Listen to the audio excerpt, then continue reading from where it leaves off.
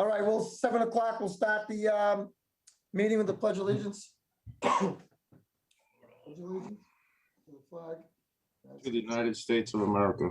And to the republic for which it stands, one nation, under God, indivisible, with liberty and justice for all. Justice for all.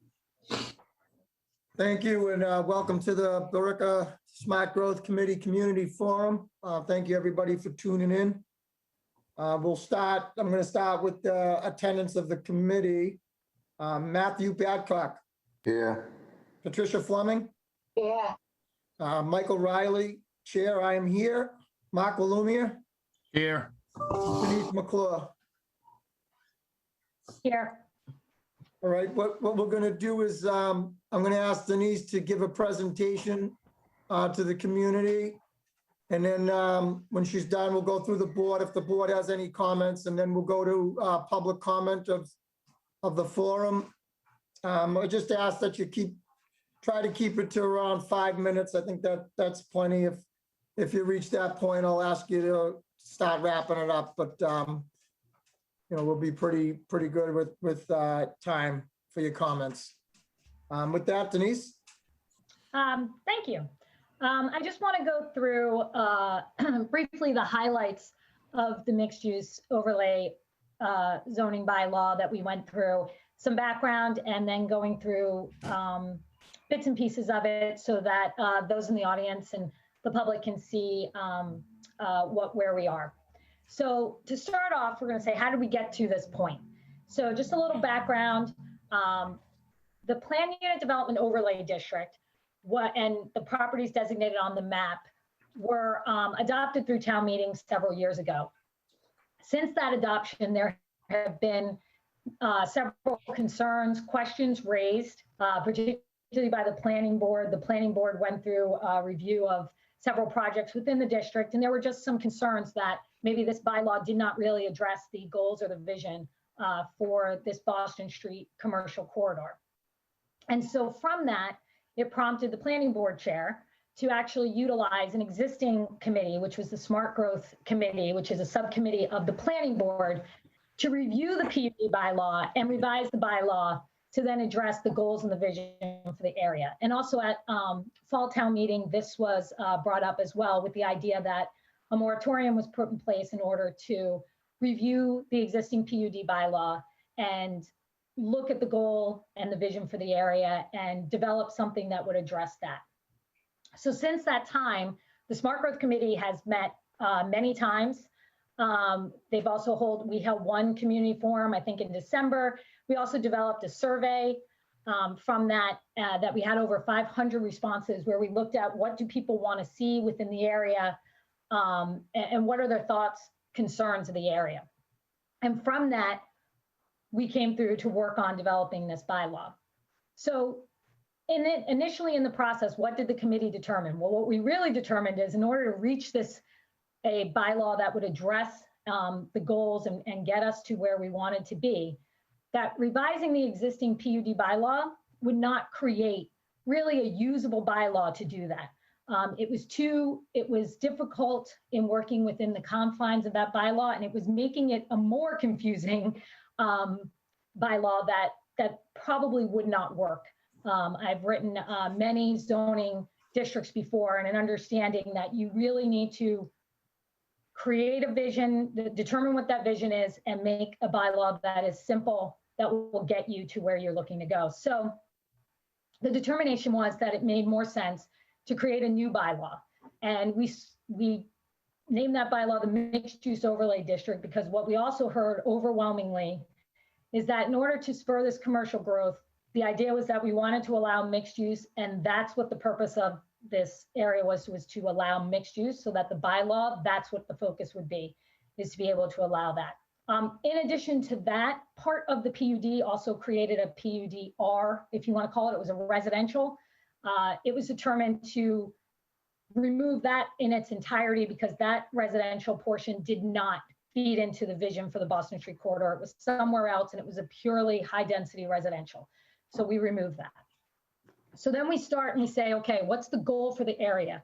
Every zoning bylaw should be started with a goal and a purpose of what the bylaw is, and then the elements within that bylaw should all be working towards reaching that goal. And what it was determined was that the vision for the corridor was to encourage the construction of mixed-use developments, increase pedestrian activity, and provide for alternate modes of transportation. We'll get into that there are 2 subzones, but the idea was that we wanted to create pedestrian activity within the area, the Boston Street corridor, and rely on some of those alternate modes of transportation. There was a bus stop at one end of Boston Road, so trying to really look at that, bicycles and that type.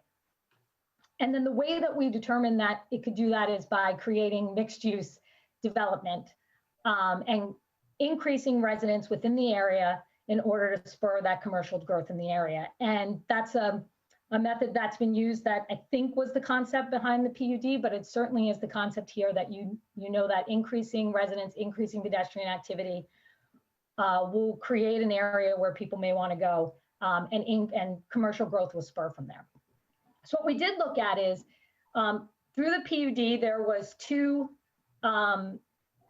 subzones. There was 2 areas along Boston Road, subzone A and subzone B.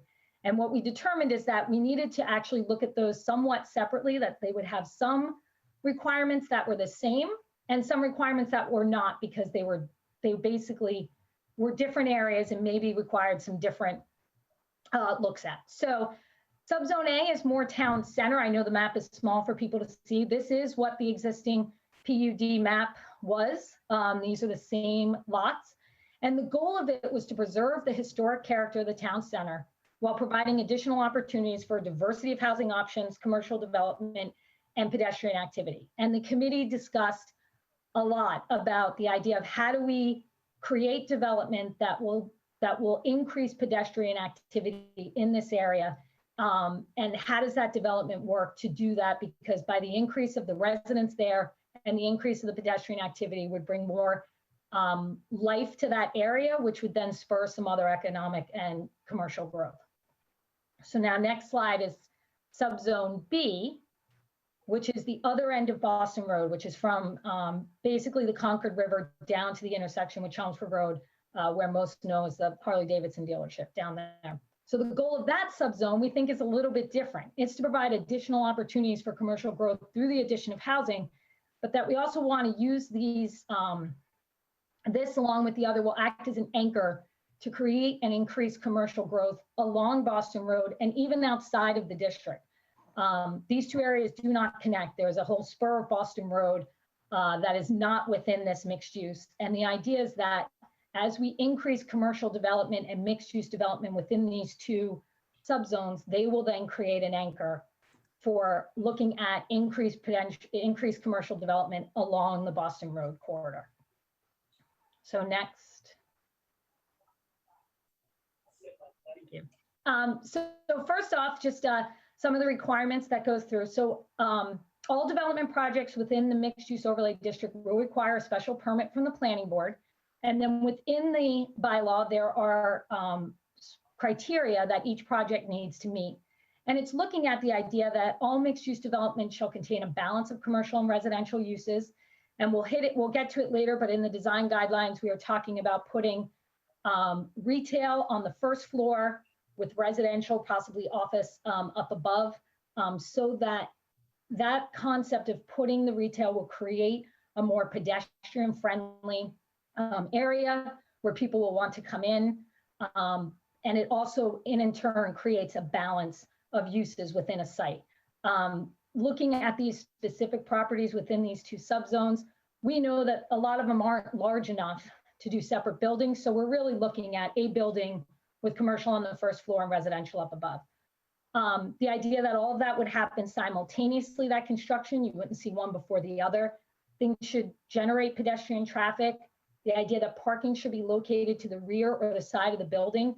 That's a very typical requirement when you're looking at a town center or commercial corridor. The idea being that parking lots in front of buildings are not pedestrian friendly. They're not usually very inviting. So the idea that you can put the building up front, parking behind where people may walk from site to site to actually access. And that the idea that the parking lots should be cohesive. We're not looking at separating them so there's a pocket here, a pocket there, that everything should be flowing together and be integrated together. So, and in the bylaw, we have our dimensional requirements. So I'm not going to go through every single one, but to say that what we're looking at is that we have minimal setbacks with the idea that, you know, that you want buildings up closer to the street, not having parking lots.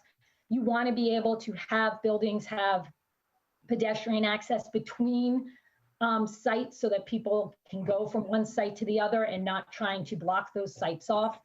And then just quickly to say both with a lot of discussion from the board as to height, we know certainly through projects going through town that height has been a concern, but what we ended up deciding on is that a maximum height of 3 stories or 45 feet, which is the height requirement in the underlying district. So it's the height that's allowed now. We're not raising that.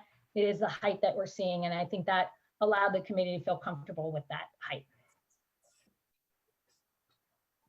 So density regulations, I will say, I know many people have looked at the PUD. There was an FAR. There is no FAR in this bylaw. And because of that, there's a reason for that. It's the idea that by regulating the maximum number of units, as opposed to looking at regulating the bulk of a building, which is what an FAR does, this allows you to have control over the number of units as opposed to saying how many units you can get within a building and not having an idea of what that maximum number is.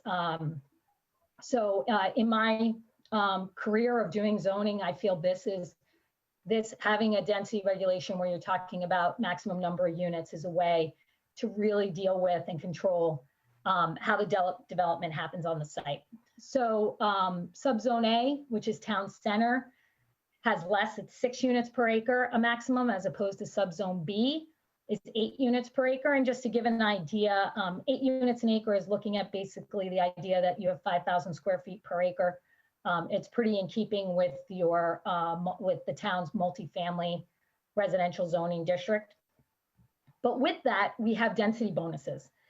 And density bonuses are utilized in order to achieve the things that you want to achieve in a zoning bylaw, and giving someone the incentive to do it. They are very readily used in many bylaws. So what the committee determined was that in subzone A, you could get 10 units per acre, but you had to provide increased pedestrian activity and really trying to connect properties to properties and trying to make town center, that type of town center where someone may walk around, go from shop to shop or restaurant to shop, and actually spend some time there between the green space and the gazebo. And then in subzone B is a maximum of 12 units per acre, where we're looking at providing for alternate modes of transportation, things like looking at how do we connect to somehow to public transit or increase that bus, additional bus stops or other types of public transit, but also bicycle, and how do we increase the bicycle amenities that you could possibly do within your site.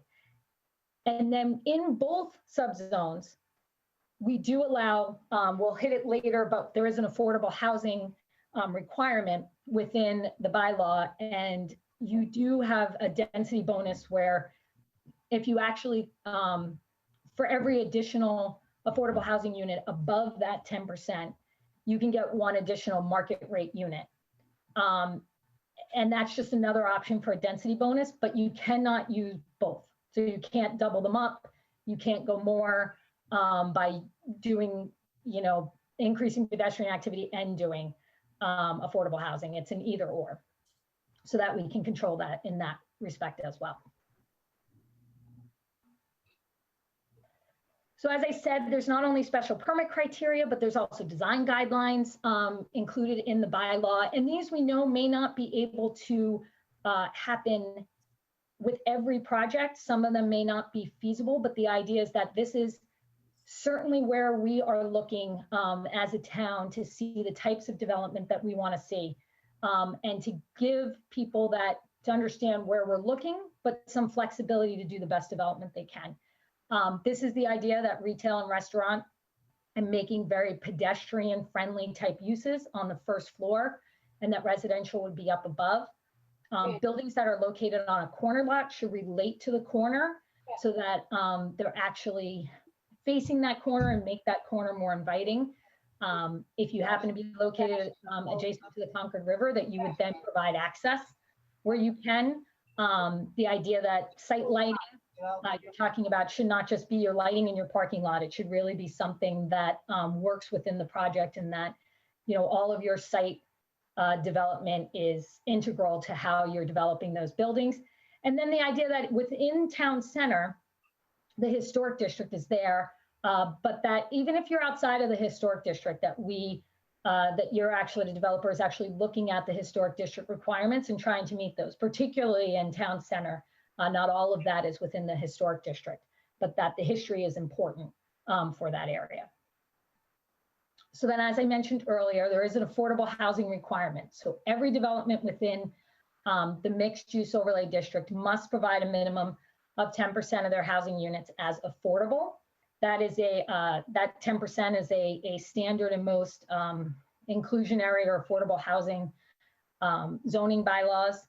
Also with that there is, as an alternative, an applicant may contribute to a designated housing entity to pay a fee in lieu of doing the units. The way that works, again, a very standard option in affordable housing bylaws, but the way that works is that through the planning board, if someone has a reason, they have to have good cause in order to pay a fee in lieu. And in some cases that may make sense, and some it may not. It's an option, but it's an option for the planning board to go through a review process to actually approve. And then next is parking. Actually, lastly is parking, and then I want to go through a couple things, but the parking is the required parking for the residential units is a minimum of 1.5 parking spaces per unit. There are options where an applicant can actually, through the planning board, request shared parking, where they would have to prove, provide information that says the parking spaces could be shared based on the uses that are there, or the concept of doing off-site parking, where they would actually have a long-term or 99-year lease. I can't remember which, but the idea of that you'd have a long-term lease for that parking space. Just to back up, and I apologize. So since I know many of you may have seen, we had a draft bylaw on the website. Since then, we've had, an initial legal review, and we have also had just some comments that have come in. So we're, through meetings making some changes. One of them is that there was a side setback that you've seen that we've since changed. We have some more technical things, which is like in the draft you'll see is a development schedule. That's actually been removed. And also a bigger one is probably the uses. The uses will be just allowing mixed use, and then any of the commercial uses that are allowed on the underlying district. And by making that just mixed use as our main use shows that this bylaw is geared towards creating mixed use. If you want to build a commercial project, your underlying zoning does that. You can do it through the underlying zoning. This is to create a mixed use building, and that is the purpose for this. So with that is probably a little quick and highlighted version of the bylaw. Our next steps, just so that I get it out so people know, are that as we know, this will be on the warrant for Springtown meeting. The planning board will be holding a public hearing on this next week. And then following that, it will go to finance committee and all the spots, and then we'll be at town meeting in the spring. So I think that's everything. Thank you. Thank you, Denise. Before we go to the public, anybody on the board, anybody want to make any comments? Mark?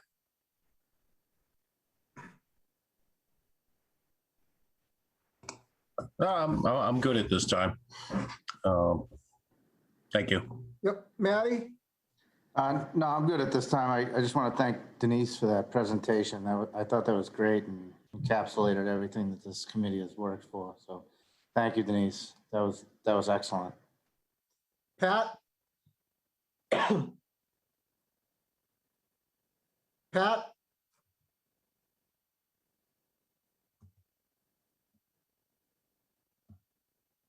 Uh-oh. Is Pat on? Mike, it seems like she dropped off, but she didn't call me, so I don't know. All right. Calls me, I'll get her back on. Clancy, I'll call her. All right. All right, we'll go to public comment. Like I said, I don't want to limit the time, but just as long, let's not go, if you're hitting the 5-minute mark, I'll just ask you to wrap it up. With that, Clancy? Mr. Chairman, first up is Mike Rosa. Let me just get him in the meeting. Go ahead, Mike. You just got to unmute yourself.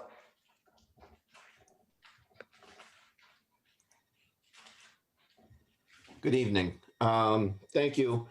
And thank you, Denise, for the presentation. I do have a few questions. In your presentation, you showed an outline of parcels that you say will be the section A and B, but those are not incorporated within the bylaw, and based on the preliminary warrant, there is not a separate article outlining those parcels. Right now, under section 3, it says the overlay district shall take the form of an overlay district covering designated portions of general neighborhood business districts as well as residential districts on the Billerica zoning map. With that definition that's in the preliminary warrant, that could be anywhere in town. So is there an intention to add to this before the final warrant to have specific parcels? I'll have to look at the preliminary warrant. I don't know why it's written like that. No, these two maps that I've actually worked with town council for are the two maps that will be attached within the warrant. And the bylaw does, I think, refer to Zone A and Zone B.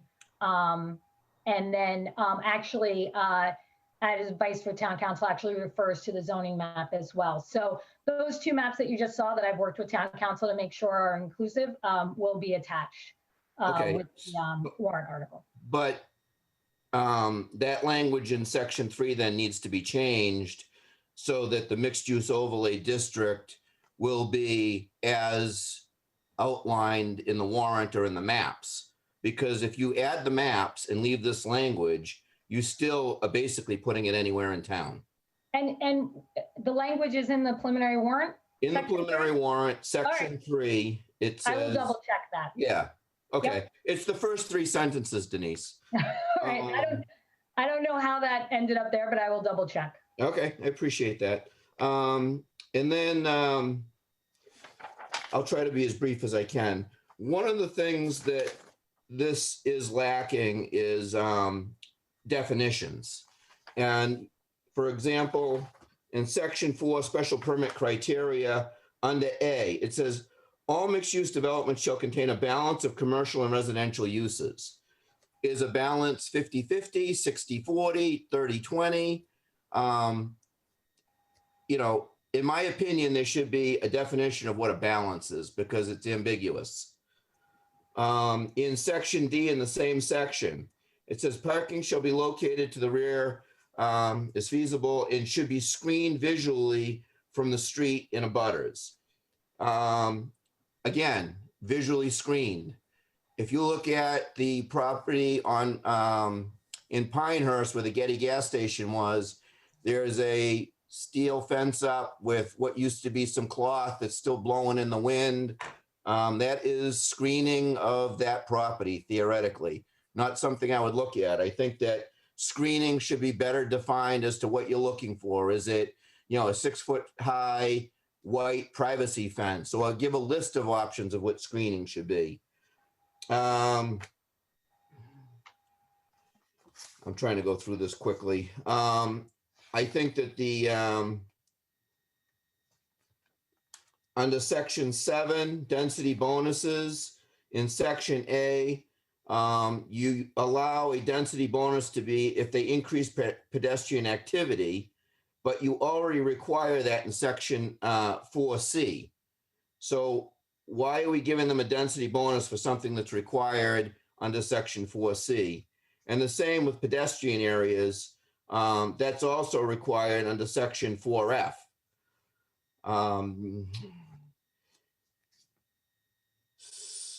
And then under C, I just disagree with the 25%, the total units. That, to me, that number is too high. I think that whole section should be removed, but that's my opinion. The cash for units, and Mr. Riley and I actually talked about this. I do appreciate that it was moved up from 12% to 15%. But if you mathematically figure out, if you lose an entire unit because somebody buys it out for 15% of its value, which in this, it says the assessed value of each unit. Now, I don't want to be overly technical, but if we're talking about mixed use, everything's a unit. The commercial property is a unit. The residential is a unit. Then you'd have that broken down between affordable units and market rate units. So it says that the value of the unit will be determined by the town assessor, but it doesn't say which of the units. So just think about this for a second. If we lost a unit and I don't know, say the value of a unit is $300,000 or $400,000, we can't replace that affordable unit for 15% of that number. And even if they said that it's the assessed value of the entire project, say it's a $2 million project and they're buying out one affordable unit, at $2 million, that would be $300,000. The likelihood of replacing an affordable unit for $300,000 is very slim. So I don't agree with the buying of out. I think we should have affordable units, and I definitely don't agree with the percentage. Under Section 9, Design Guidelines, Section D, development projects located adjacent to the Concord River should provide public access to the river whenever possible. I think that should be stricken. I think river access is important and that the developer should make it happen. It should be part of the design concept. Change that to shall. I'm sorry? Oh, God, we'll try it again. Okay, I honey. think we changed that to shall. Okay, I'm reading from the preliminary warrant, so that I would be great understand. if that, I appreciate that, thank you. I understand. Okay, again, and then under design guidelines, I won't even get into those. I'll jump to dimensional requirements. In subzone A, a maximum building coverage of 50%. 50% of what? Is it 50% of the entire lot? Is it 50, if there's wetlands, is it 50% of the dry usable portion of the lot? And then open space, 20%. Again, there's no definition of 20%. And as much as I dislike the old PUD, and I appreciate Denise coming right out in the beginning saying that that needed to go, because I've been saying that for years, the old PUD bylaw at least defined what open space was. And I didn't agree with what the definition was, by the way, but it told you that it was covered walkways, open waterways, and whatnot. I mean, as it's written right now, a developer could tell you that open spaces is parking lot, and there's nothing to say any differently other than the planning board might disagree with it. Minimum front yard setback is essentially NA, which is 0. I completely disagree with that. I think that, it's a case-by-case basis, and to say nothing allows them to do things that you may not want them to do. And then I'll just say in subzone B, all the same things that I said above, except in subzone B, you have a 0 side setback and a 0 front yard setback. And I don't agree with either of those. There should be a number there. No other place in the Billerica zoning do you see where there is not a requirement for a side setback, a front setback, and a rear setback.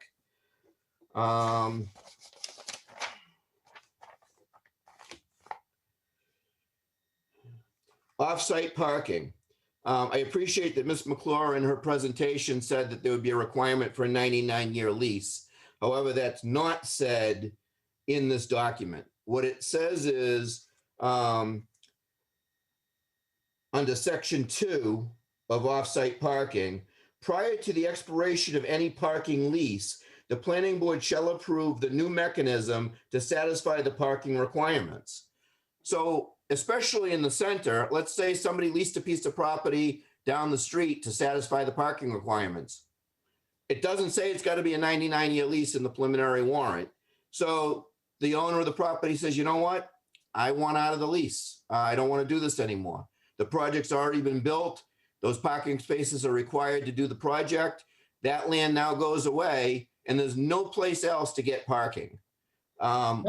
Selectman, I'd just like to ask you to wrap it up. That's nine minutes. Okay. And Mr. Chairman, I do appreciate you giving me some extra time. Those are some of the high points. There's other things that I have concerns about, and hopefully we can work through those as this moves forward. I look forward to seeing the changes that were stated in this conversation. Thank you, Mr. Chairman. Thank you.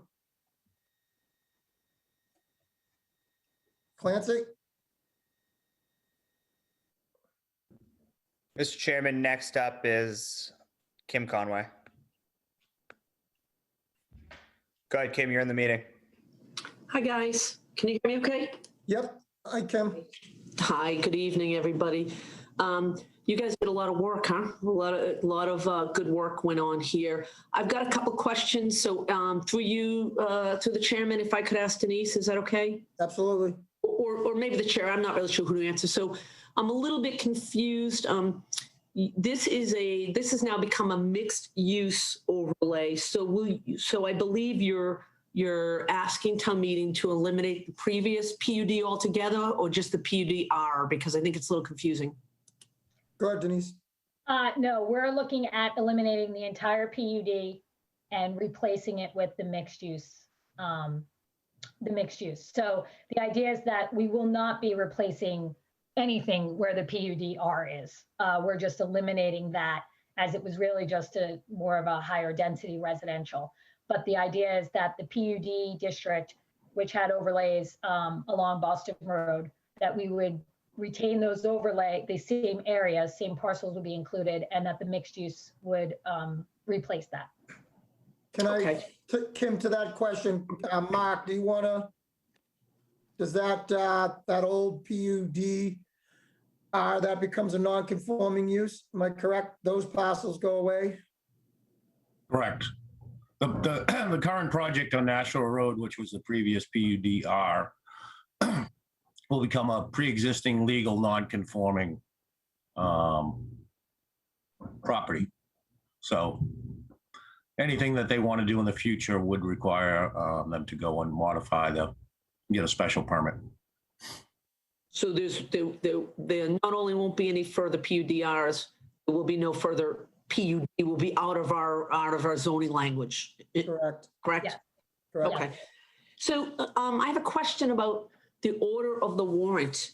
So I think if I remember the preliminary warrant, this is probably boring to everybody, but it has your new mixed use zoning overlay proposal, and then the article behind that has the elimination of the PUD. Have you talked to legal about the order of those warrant articles? Do you have an opinion of the order of the warrant articles? And can you just talk about that a little bit? I do. I actually, I've spoken to legal multiple times to make sure that we had the articles the way that they would recommend doing them. And the idea is that you would create, the idea that the mixed use will be replacing the PUD. So you would want to have the vote to either create the PUD, and once that passed, then get rid of create the mixed use, excuse me, and then get rid of the PUD. So the recommendation was to do those separately, and that way we would be able to get the vote on one and then remove the other following. So that was their recommendation, to do it that way. Okay, perfect. Thank you. I appreciate it. I know Selectman Rosa was asking about subzone A and subzone B. I love the way you did that, by the way, because you're really taking into account the character of those areas of the town and what the residential folks would sort of expect. So I like you've done that. But I heard two different opinions. Selectman Rosa said you don't reference subzone A, or you don't have the maps in the bylaw, and you said that they are in there. So that leads me to think that I want to make sure town meeting is as informed as possible, and I know you do too, which is part of this meeting. Is there, I think this is to you, Mr. Chairman, is there some way that we can share the presentation and the actual bylaw before town meeting? Like, a month before town meeting if we can. If I believe Clancy probably has a ton of the emails from people who are currently in town meeting, maybe not the newly elected ones in April. But is there a way for us to get this information out? Because I do think there'll be some confusion, and I suspect at town meeting, people might make statements to make it seem like it's really confusing when it seems like it's very straightforward for Ms. McClure, for Mr. Riley, and for the legal team. Seems like it's very straightforward. So how do we prevent it from getting confusing and people misstating or misunderstanding? How do we clarify that before town meeting? I think we can certainly look into that, what we can do by, by law, as far as communicating to the town meeting members. So we can look into that. Yep, I think it, so I am not a lawyer. I don't pretend to be a lawyer. I know we've done things in the past. If you're sharing facts, this is contained here, this is contained here, I think it's okay. It's when you get into the opinion thing that it gets kind of dicey, but I'll leave that for you guys to figure that out. I would encourage us to really share as much information as we can, because otherwise people will be convinced that it's confusing when I don't think it's confusing at all. I really like the what did you call it? The density bonuses. I like that idea. Affordable housing is a huge issue in this town. And I think that's one of the gripes that people had with some of these projects is the percent, wasn't required percent of affordable. So I like that you've added that. I particularly like the recognition for pedestrian, bicycle, alternative methods of transportation. That's what the governor's new housing initiative is all about, right? Is to try to bring in more of pedestrian and bicycle traffic and less automobile traffic. And I think I've said this at a number of forums, a number of times. The younger generation is not my generation. They don't want a white picket house where you drive your car every day. They want to be able to walk around, and I think this would create that. So I think you've taken a PUD that was highlighted as not meeting the expectations of the town, and done a nice job, with this mixed use, which I was very intrigued to hear you say the height, for example, matches the underlying zoning of three stories. So, these things people were afraid of, like on what was proposed at 279 Boston Road, that couldn't happen now. It just doesn't meet the what would be proposed for the mixed use zoning. So good job. Denise, I wish you were here 3 or 4 years ago, but you're here now. So thank you for your help on this. Thank you to this committee. I know you guys have put a number of meetings, and thanks to all the community members that have chimed in. I know I think this is the second or third meeting I've been to, and I know you've gotten a lot of inputs from the community and you've incorporated that. So thank you guys for doing that. I appreciate it. Thank you. Thank you. Mr. Chairman, next up is Carol. Go ahead, Carol, you're in the meeting. Hi, it's Carol Reardon, 18 Pinedale. Because the last speaker was kind of talking about clarifying misinformation and disseminating facts. And I would just like to point out that even in a room of experts, since we like to quote experts, that there will be some delineation and agreement of how things should be. Secondly, because again, this was stated and we're concentrating on facts, I'd like to point out the fact that 10% affordability is the minimum required by the state, and that if we did not do this, it would put us in trouble with 40B. So that you guys did a great job. I'm not going to take away from your hard work, but I'm not going to give you false praise. And that is, we know that that's supposed to be there. No offense, Kim.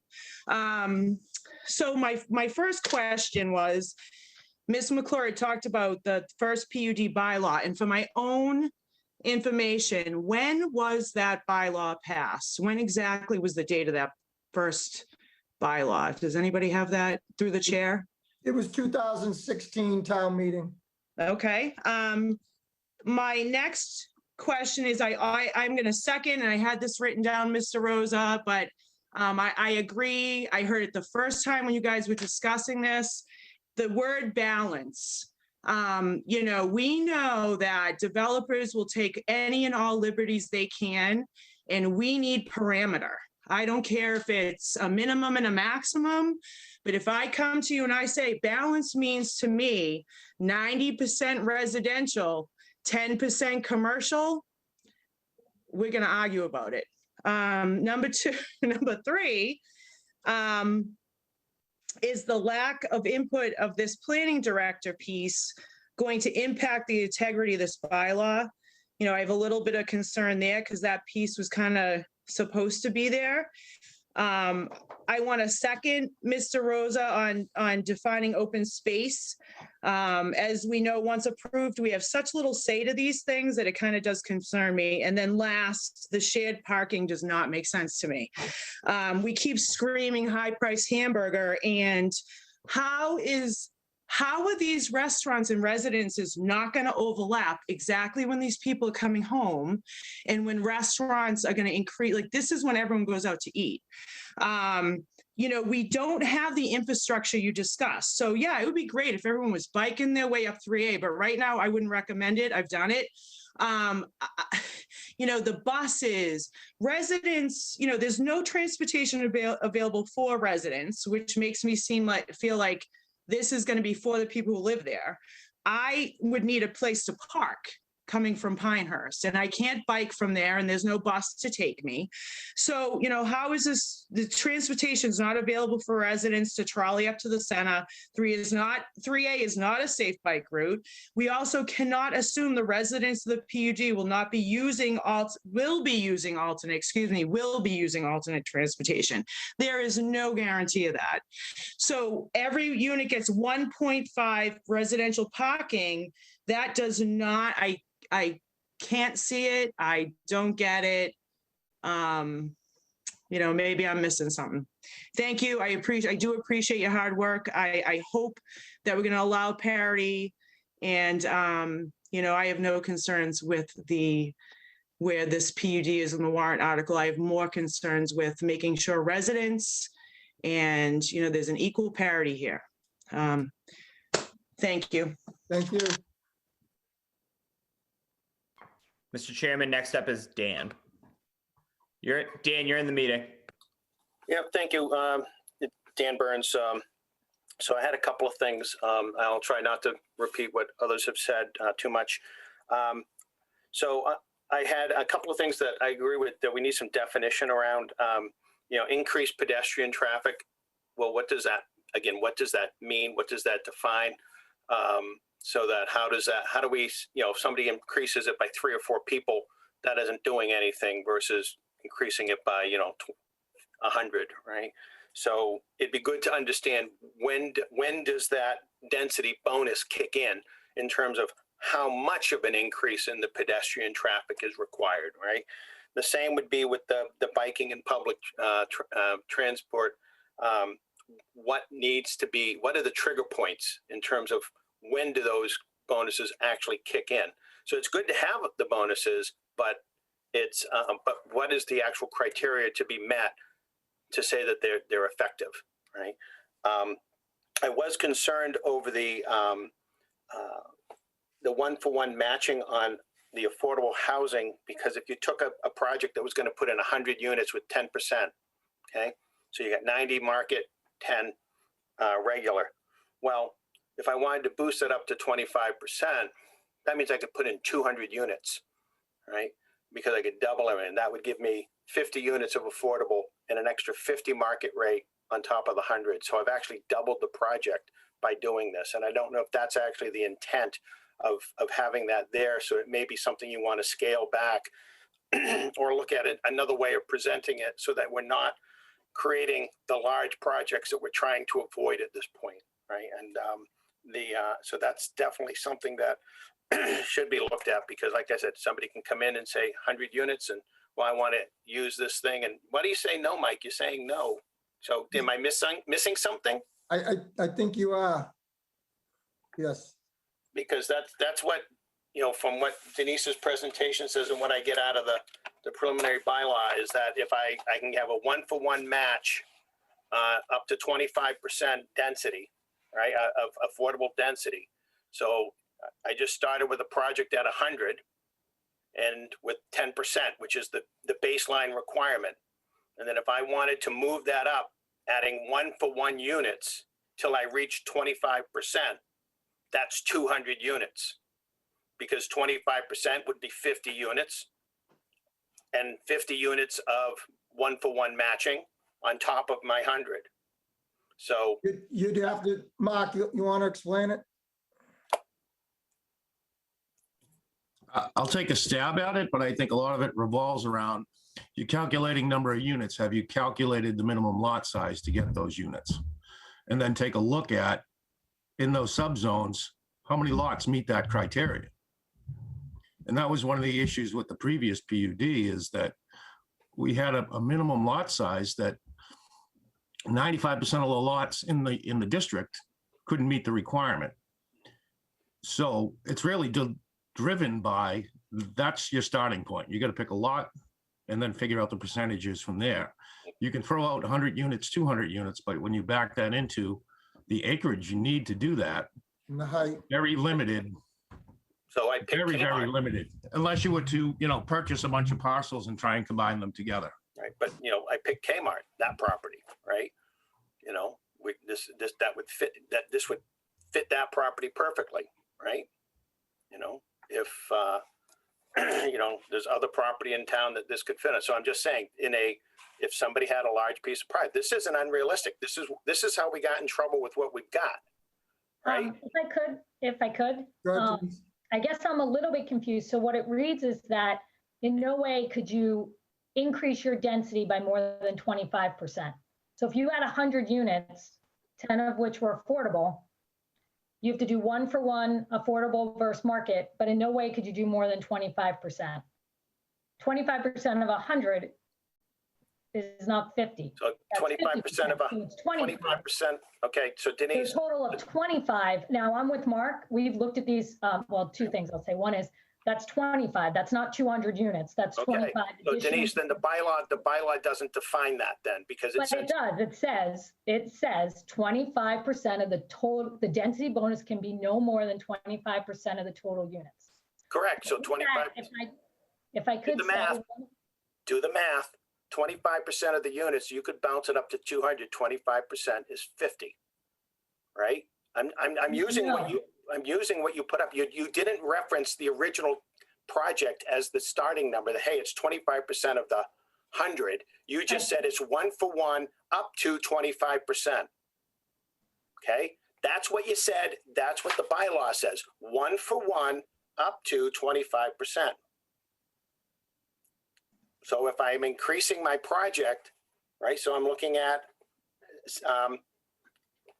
the third bullet, right? It says the number of units in this section provided is that in no case the unity density bonus shall exceed 25% of the total units, not the original units, the total units. So I can, so that's why I'm flagging it, because if your intention is to say no bigger than the original unit, and you can only go up to 125 units, then this needs to be clarified.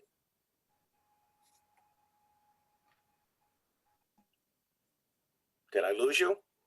We're listening. Okay, no, I just got quiet, that's all. And so the other thing is, when it comes to the parking, I do think 1.5 spaces is on the shy side. I would be concerned about shared parking, because that means you're competing with the parking spaces of the businesses that are on the first floor. So, so that would be something that you really don't want to be having people coming home at 5 o'clock and taking parking spaces away from the restaurants that are trying to do business. So I think the housing component should have sufficient parking for its units. And if that's, needs to be 2, it should be 2. And so I think that needs to be boosted up a little bit. Just to make sure that is that the residential parking never is competing for space with the business section. And at that point, I'll hold it from there. So thank you very much. I mean, this is definitely there's been a lot of effort and work put into this. So What we're talking about here is tweaks and minor, more minor details than the overall. So, I mean, so it's things to consider and things to look at as we move forward here. Thank you. Yep, thank you.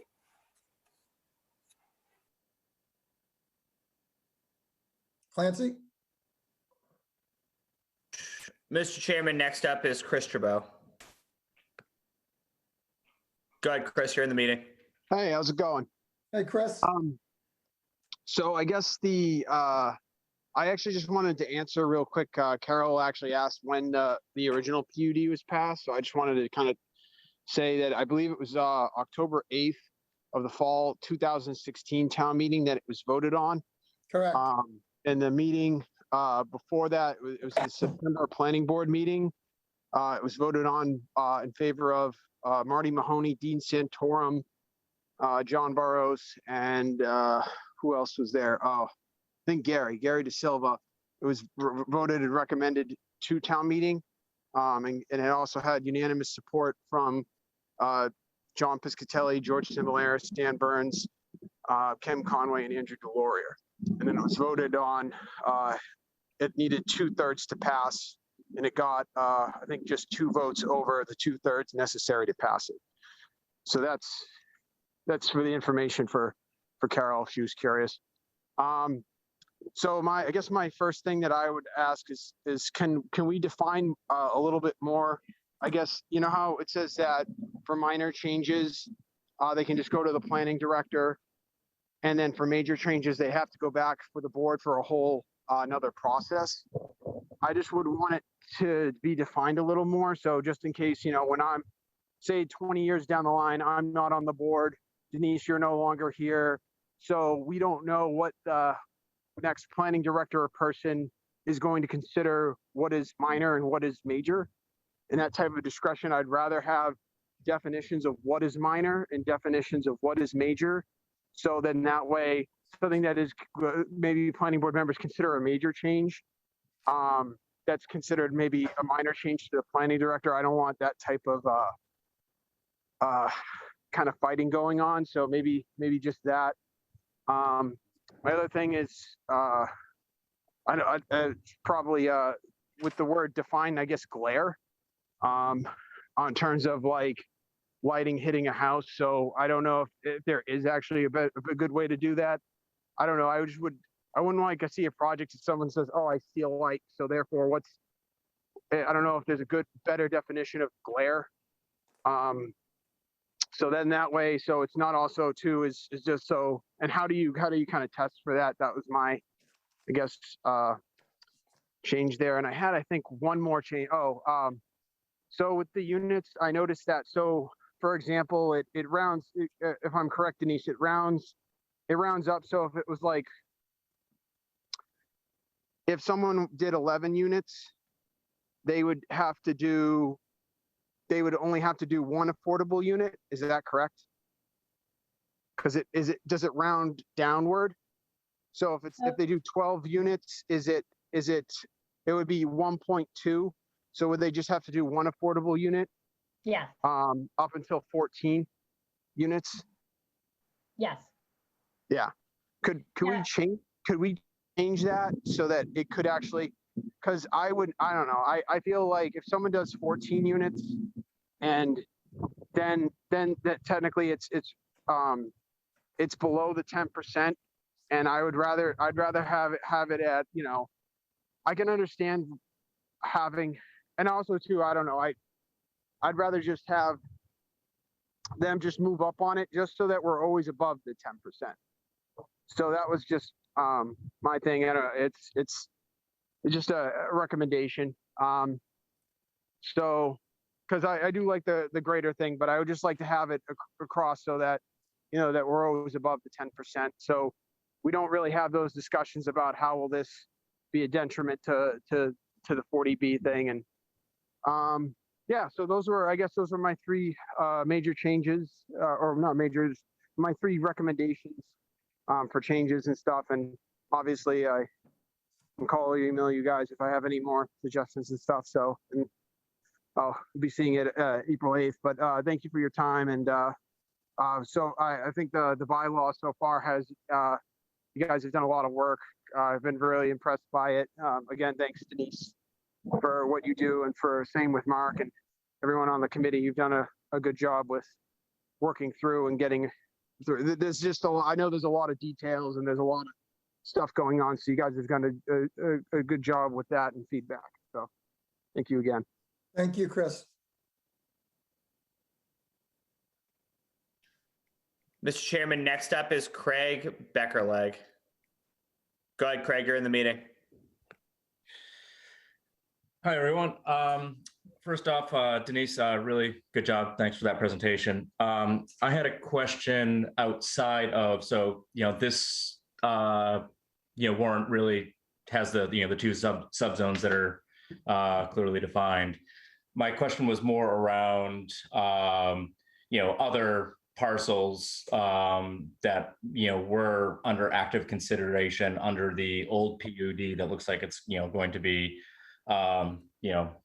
deactivated, so to speak. So just to throw out an example, like the Billerica Irish American Club, just to throw out a long vacant parcel, what could legally be there and under what zoning would that parcel have to conform to, since that obviously is not within the two defined subzones in this warrant? Mark?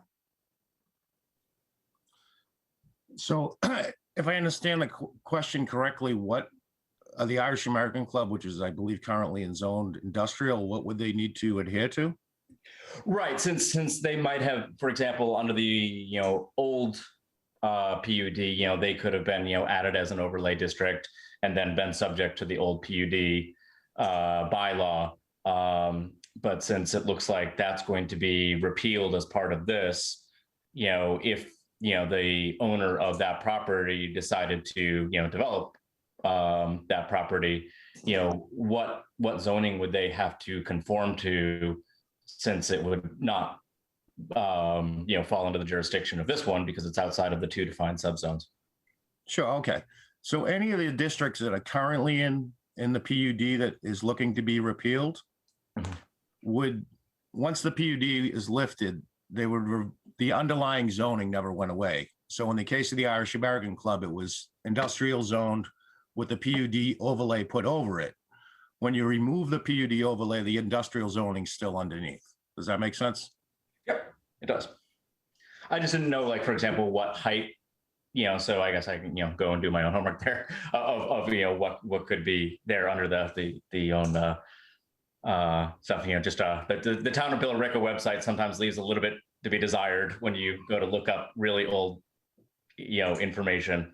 And I wasn't able to easily find that. So despite some searching, so I was just kind of curious what, for example, could we wind up with something that looks like, what's going in at, the Lexington Road, the Broadstone development, which is, a 6-story, building, that type of thing.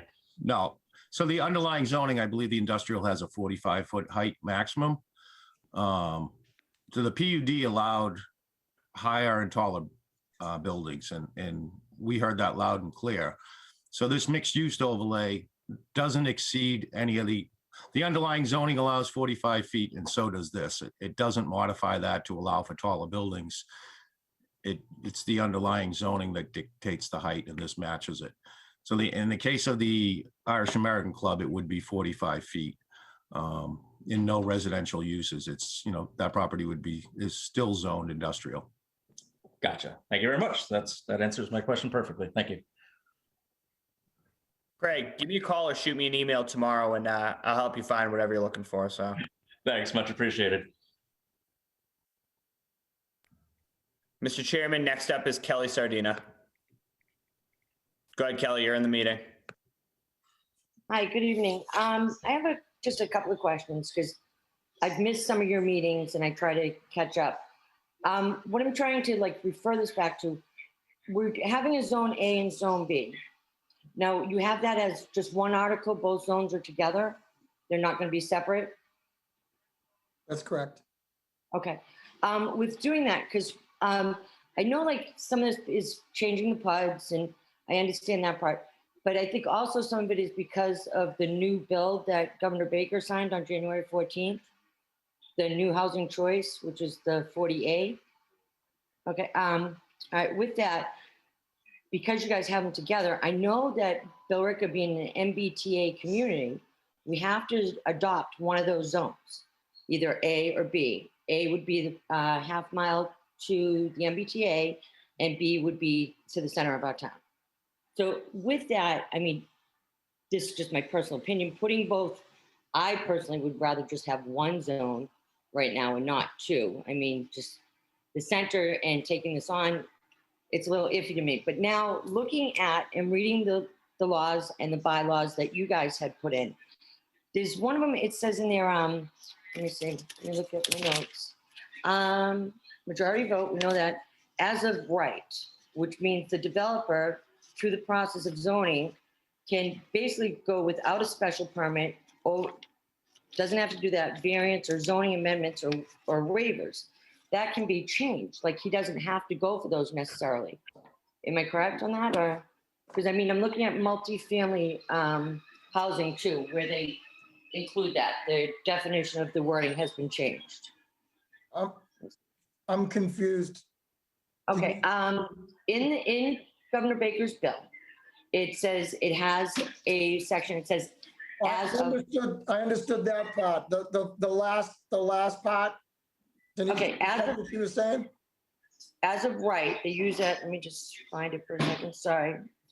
I have my notes all over And the is place. this our bylaw or is this something else you're reading? No, well, this is basically, not even, our bylaw could be affected by this, because this, I believe the state oversees what ours could be. Isn't it the state first?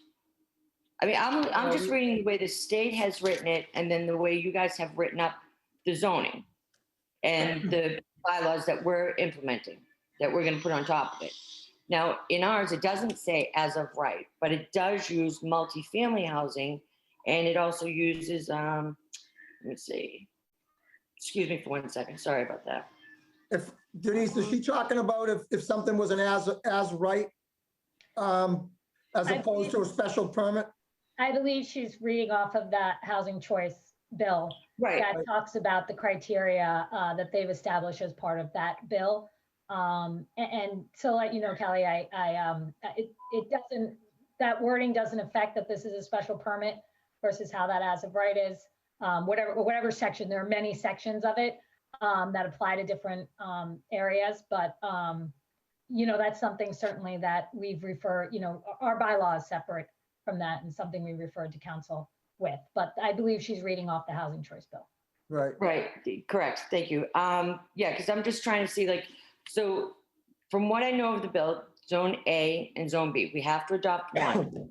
And if we don't, then Mass Works will stop getting funding from there. And basically, we will not be receiving so many grants. Okay, so I will say, just to clarify, what you're reading is the section that talks about an MBTA community.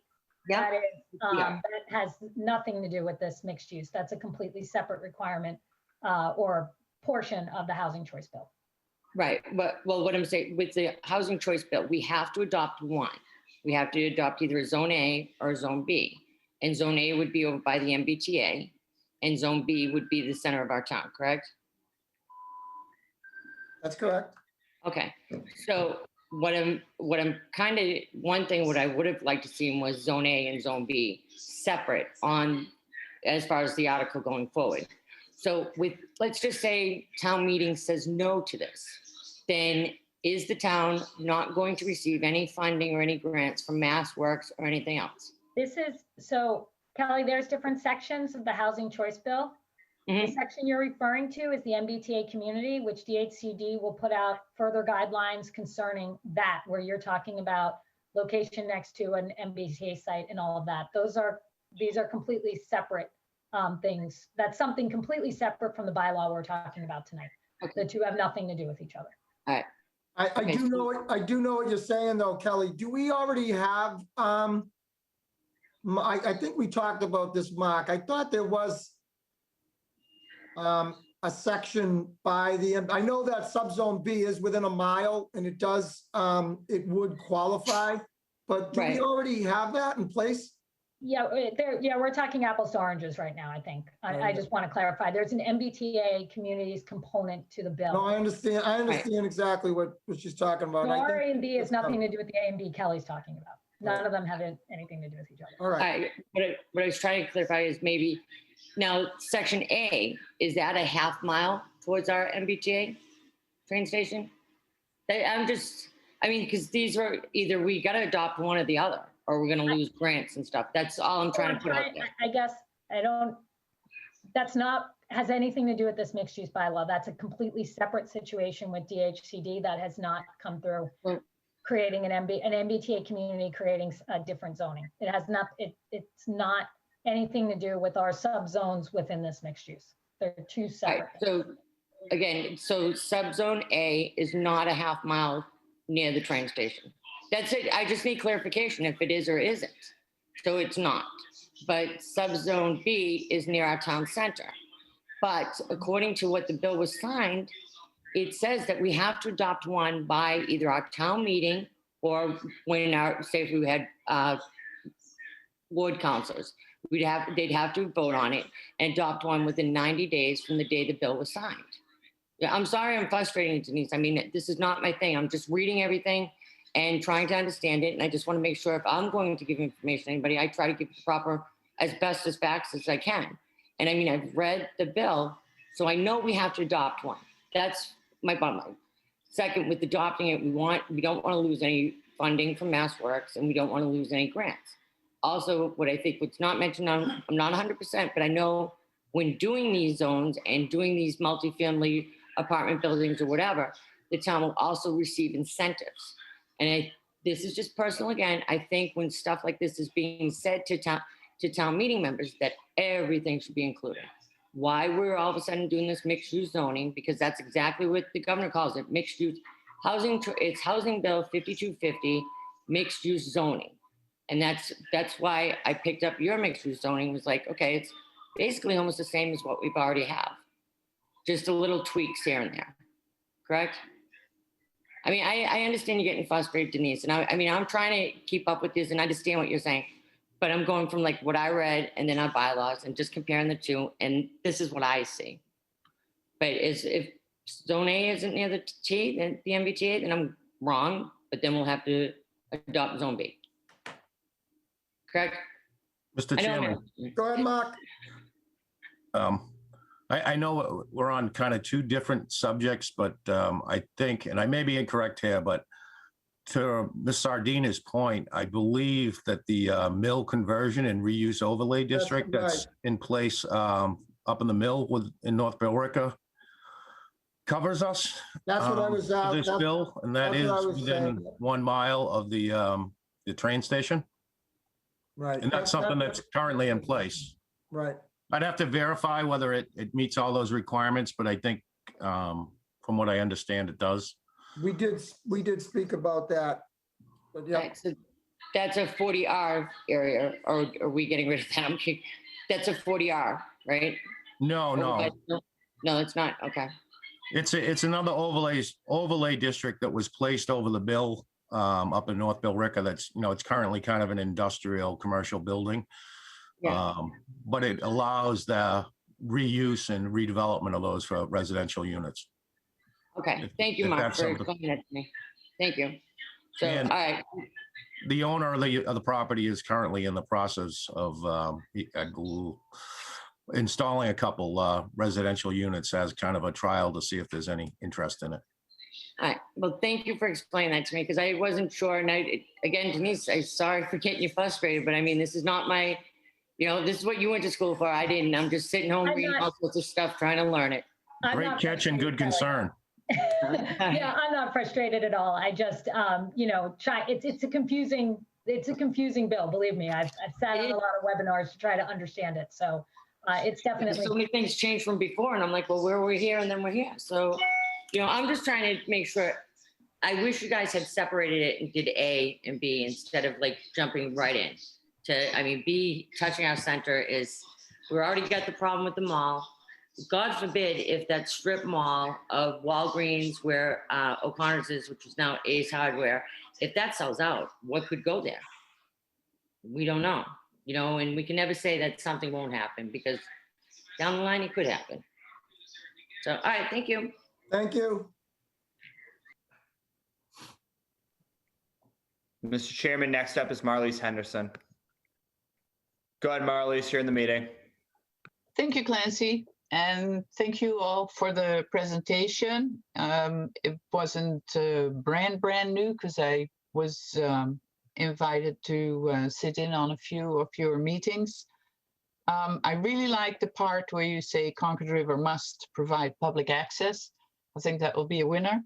As for the 50%, I think Mike touched on it, and Dan, what is 50% of a parcel? Like when you have, for example, the 250 Boston Road, 50%, is that 50% of that whole parcel, or does it go to the riverfront area? Or because 50% of that parcel is probably already not easy to build on, you know, because it's in the floodplain. Is that something a question I can ask, or is it something you'll be considering tonight, tossing and turning? Yeah, Denise, you can explain it. Yeah, Marlise, it is 50% of the entire parcel. In working with zoning for a long time, when you try to distinguish unbuildable versus buildable, what's wetlands, what's not, it actually becomes quite confusing and an issue, whereas saying that you can't cover more than 50% of your building lot, it is straightforward. So when you say the building can't cover more than that, and then you're adding parking, it's another way to restrict how much density can happen there. But it is, it's been shown that the best way to do it really is to look at just the whole lot, because it can cause confusion in the other way. Yeah, I think in this way it can cause confusion still, because the builder might think, oh, that's a nice big lot, and then they have to go to conservation and they get a headache. But I understand you have to choose what is the least confusing way. From what I read, I really like, you know, that we're trying to go more of an innovative way. But I think that while you mentioned pedestrians a lot, I don't think bicycle. It seems like the mindset hasn't adopted the bicycling idea. And I understand that some people say, "Oh, you still need all the parking." I don't think we need all the parking, but we do need better infrastructure for bicycling. And then you don't need the parking anymore. So of course it's chicken or egg story. If you can put the word bicycle more often in the language, I think that would be good. It's been mentioned here and there, but I don't think it's given enough emphasis. And you really need it, because otherwise your roads are going to be congested with cars. All through Billerica we need, and not just because I like to ride a bike, it's just because people don't like congestion. That's the point. And then I have one technical question I think for Mark. When it talks about 3 stories or 45 feet, if you have a 3-story building and then it has like a pointy roof with a dormer, is that the 4th floor, or is that just attic? That would be just considered attic. Yeah, that's what I thought. I think that's it.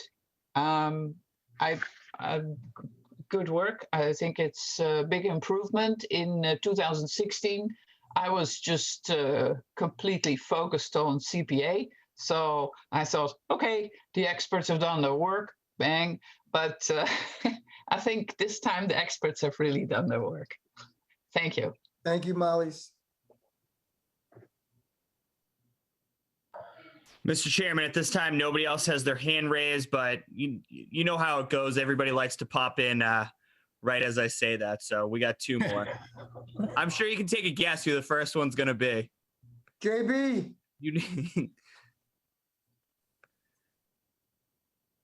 John, you're in the meeting. Right, stop giving my name out, Clancy, all right? They can figure it out on their own. Thank you. There's a lot of good work on here, it really is. You know, I've talked to a few of you about this. There's something has to be done.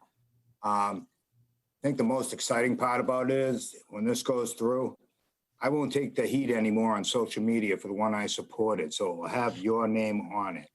And it'll get copy and pasted and copy and pasted. So you guys have done a good job, but the definitions, I'd like to see some definitions in there, you know, just explaining what some of the stuff is.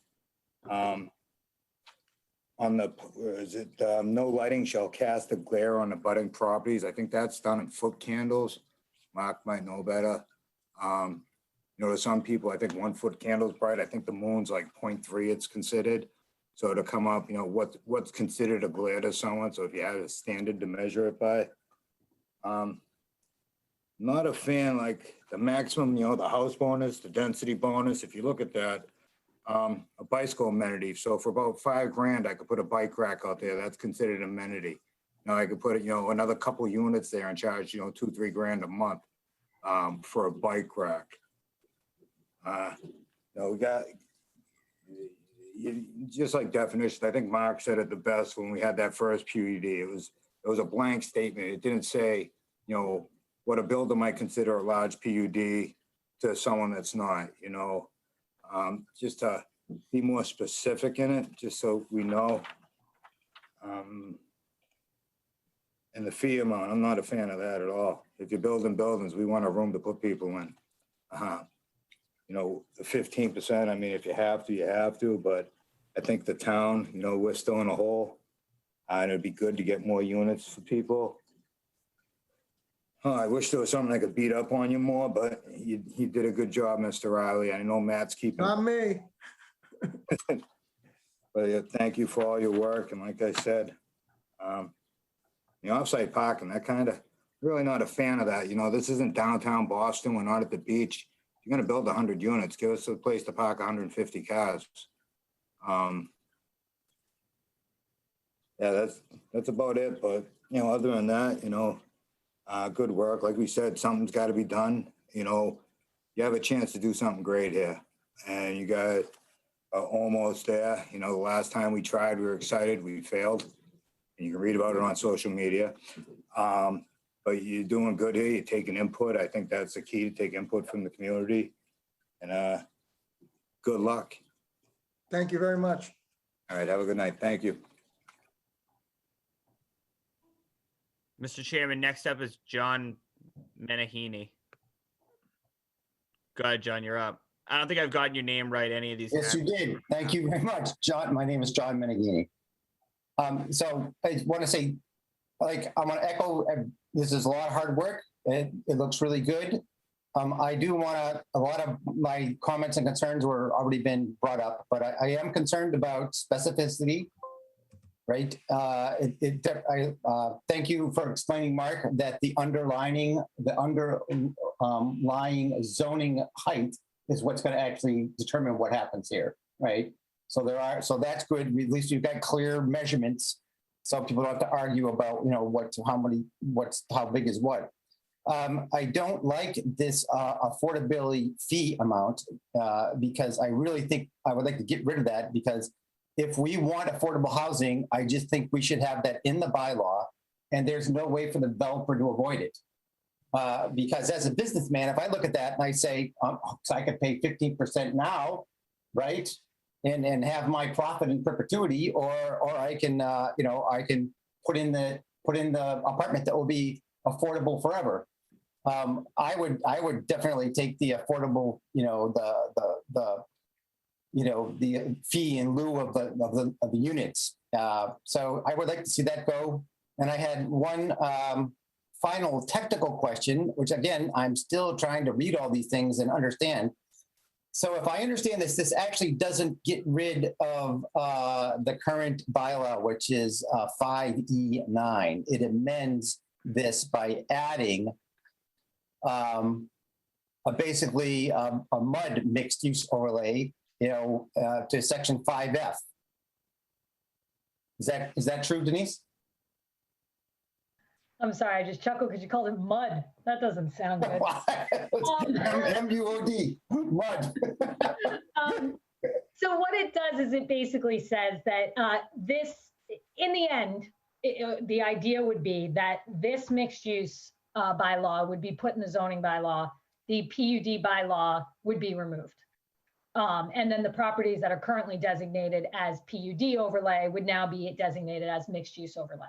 And so the PUD bylaw would be removed. So yes, because that's actually, the PUD bylaw is actually a discrete thing in the table of contents. So you're saying that that whole paragraph comes out, gets removed, table of contents gets changed, and this is what goes in its place. Yes. Okay, the last question I had is will Denise, the presentation that Denise presented, Mr. Chairman, will that be available on the website? I just would like to be able to, look at that carefully later on. If Clancy can put it up there, it can be up there. I guess would be my tomorrow morning. All right. Well, thank you very much. So I'm good friends with some of the people on the planning board, and you guys have been working hard. And I understand this hasn't been easy for you. You've been under the gun, right? I really feel like you've been between a rock and a hard place.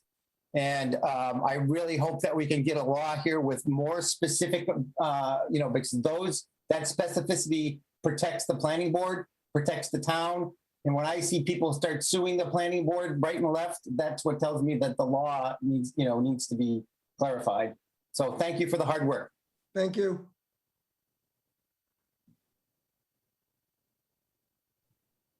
All right, last call. I'll entertain a motion. Well, thank you, everybody that, I don't know if anybody's still on, but thank you, everybody that, oh, I'm sorry, Mark. You're on mute. Thank you. I just wanted to make a couple quick comments based on some of the feedback that we've been hearing tonight. I mean, it's great, and that's the point of having this. I agree on some of the definitions, specifically the open space, which could be a simple change of changing it to green space, which we have a definition for in the zoning bylaw. But I'm looking at it on the other side of the definitions. All the uses that we're going to allow in these districts are already allowed in the underlying zoning districts, and those are already all defined by definitions in our existing zoning bylaw. And this is like many of the other overlays. If you look through the zoning, unless they're specific to solar or cellular, the other overlay districts rely on the existing definitions in the zoning. And that's what we would do in this case, is utilize the existing definitions in the zoning. And then the other thing, this has really been simplified down so that you should be able to look at a piece of property and come up with an accurate number easily as to number of units, which you could not do before with the FAR requirement. So I know some of the comments that I heard tonight is, the 100 units and the 25%, and they'll grow exponentially. So as we're sitting in this meeting, I was going through the GIS mapping, and I did some quick calculations. So for the 100 acres, 100 units at 6 units per acre, you would need 16 acres. Now, to put that in perspective, remove the mall property from Zone A in the center, there isn't another parcel in Zone A that has 16 acres. So there would be nothing that could start out at 100 acres. O'Connor's Hardware is 11.6 acres. And from that, now you have to start backing out open space, complying with conservation and the other regulations. So the building footprint gets smaller and smaller. And we've also restricted it to 3 stories in height. So at that point, you do the quick calculation and say 11.6 acres, I can get 70 units. You're restricted now to building size and setback and height. So in reality, that's the magical number you may not be able to get to. May only be 60 units because of the footprint of the building. You can, when you add the bonuses onto it, O'Connor's Hardware, for instance, if they get the maximum bonus, it goes up to 87 units, but they still need to comply with the rest of the regulations. In Zone B, we're allowing 8 units per acre. Well, the largest parcel, aside from ones that the town currently owns, is Treble Cove Plaza. And Treble Cove Plaza is only 13 acres. and then surrounded by wetlands. So in that instance, yeah, potentially they could put 2 stories of residential on top of Treble Cove Plaza. But once you factor in all of the other limitations, they're not going to be able to comply with parking and setbacks and height. So that gets limited. There was a lot of time and thought taking into looking at these districts and the size of the parcels. So if you do a straight calculation and come up with a number, you really, like I said earlier, you really have to pick a parcel and look at what we have for available land stock. Short of somebody coming in and buying from the Concord River, you know, up to Treble Cove Plaza and combining all those parcels, that's when, you know, okay, we're probably going to get quite a number of units. And the other thing is, you know, people have said it's very, some of the stuff is very vague, and developers are going to take advantage of it, which is fine. They can absolutely take advantage of it. And it could be a benefit for them, but it's also a benefit for the planning board because they're the granting authority. And some of these things are vague and they're going to define them differently. And in the end, they're the ones who grant the permit. The developer doesn't come in and dictate. They can come in and interpret it one way, but the planning board is going to interpret it based on the wording there. So I don't think we want to tie their hands too much. We want to give you some leeway. Flexibility, yep. Flexibility. And the other thing is the buying back of units. Depending on the context of the project that you look at, if you look at the context of the mall project, well, that's not the project you want to apply it to. This is something like, the example I use is Attorney Lentine's old office, if anybody knows where that is, on Boston Road across from the post office. It's an old 2.5 story, you know, historic building. In that instance, you could, encourage maybe 2-3 units in there, but the project is so small, it wouldn't be worthwhile probably to try and build affordable housing units. So in that instance, you may want to waive that requirement to spur that building to be redeveloped, and you lose maybe 1 unit in lieu of that. That's just really. No, There's been a lot of thought. Oh yeah, and the other thing I want to comment is anything in Zone A essentially is in the historic district. So all these projects not only will go through planning, they also have to go through the historic district for review to make sure they maintain the historic integrity. Thank you. Thank you, Mark, very much. That's what was going through my head when Dan was talking, why I was saying no, because you'd have to fit that on that 50% within the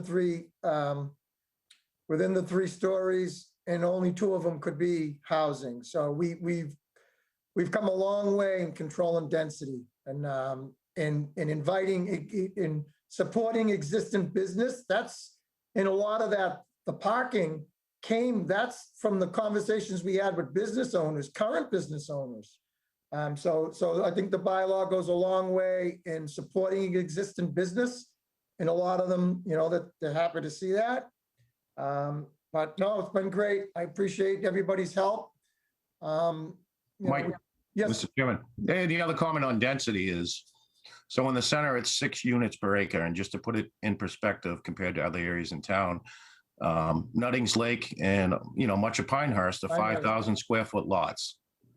Right. Those neighborhoods equate to about 8.2 units per acre, which would technically be denser than what's being allowed in, say, the center overlay district. I just think it's important to provide examples for people to comparison. Thank you. Definitely. Thank you. Great points. Great points. Yep. With that, if any members have anything to say before we take a motion? Everybody all set? Mr. Chairman, I just got one more in the audience. You want me to take him?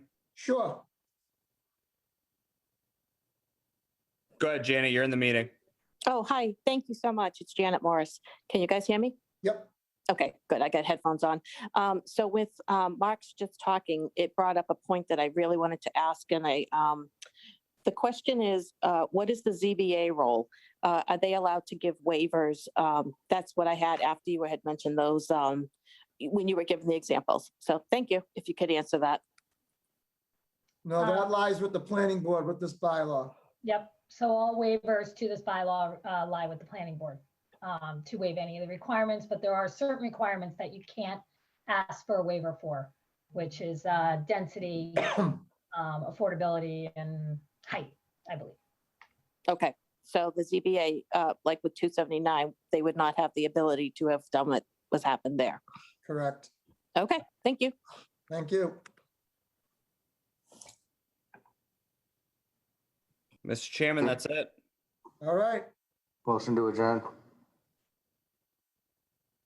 Pat seconded it. All in favor? The meeting is adjourned. Thank you, everybody. Thank you. Great meeting tonight. Honestly, great. Thank you Good very job. much. Denise, Mark, Mike, great job. Pat? You are pretty amazing, Denise.